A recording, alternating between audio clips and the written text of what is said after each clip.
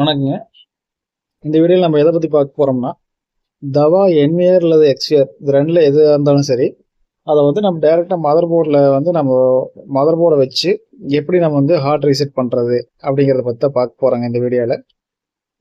இது வரைக்கும் நம்ம பழைய வீடியோலாம் பார்த்துருந்தீங்கன்னா அதில் என்ன சொல்லியிருப்போம்னா, நம்ம சீரியல் நம்பர் வச்சு பாஸ்வேர்ட் ரீசெட் பண்ணுறது எப்படி, இல்லை டேட் டைம் வச்சு ரீசெட் பண்ணுறது எப்படி, இல்லை ஒரு அப்ளிகேஷனை வச்சு எப்படி வந்து டிஎம்எஸ் அப்ளிகேஷன் வச்சு எப்படி ரீசெட் பண்ணுறது அப்படிங்கிறத பற்றி தான் அது வரைக்கும் பார்த்துருப்போங்க.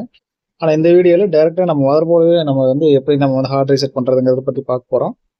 இதில் பார்த்தீங்கன்னா இப்போ இந்த ஜூம் போகும்போது அந்த ப்ளஸ் போட்டு ரவுண்ட் சிம்பிள் போட்டிருக்கு இல்லைங்களா, அதுதான் வந்து நம்மளோட ஜம்பருங்க. அதில் வந்து ஒவ்வொரு டிவியில் K1 கொடுத்துருப்பாங்க, இல்லைன்னா J1 கொடுத்துருப்பாங்க. இந்த மெத்தடில் நம்ம ரிசெட் பண்ணுறதுக்குங்க இந்த ஸ்க்ரீனில் தெரிகிற மாதிரி இந்த மாதிரி ஒரு சுவிட்ச் ஒன்று நமக்கு கண்டிப்பாக தேவைங்க. இந்த மாதிரி சுவிட்ச் வந்து இப்போ எலக்ட்ரானிக்ஸ் கடையில் கேட்டிங்கனாலும் கிடைக்கும். இல்லைன்னா நான் வந்து நான் எடுத்திருக்க மாதிரி நான் என்ன பண்ணியிருக்கேன்னா, நான் ஒரு பழைய டிவிஆர்லேருந்து இந்த மாதிரி ஒரு சுவிட்சை நான் வந்து சால்டர் பண்ணி எடுத்துருக்கிறேங்க. இந்த மாதிரி சுவிட்சு வந்து இந்த சுவிட்சுக்கு வந்து நம்ம பொலாரிட்டி கிடையாதுங்க. பொலாரிட்டின்னு இது வந்து ப்ளஸ் மைனஸ் பார்த்து வைக்கணும், எப்படி தான் வைக்கணுங்கிற மாதிரிலாம் கிடையாதுங்க. நீங்கள் எப்படி வேணால் வச்சுக்கலாம். சுவிட்ச் எடுத்துகிட்டு சுவிட்சை வந்து இந்த மாதிரி மதர் போர்டில் நம்ம எப்படி சால்டர் வைக்கிறத பற்றி இந்த வீடியோவில் முழுசாக பண்ணியிருக்கிறேங்க. இதை பாருங்கள்.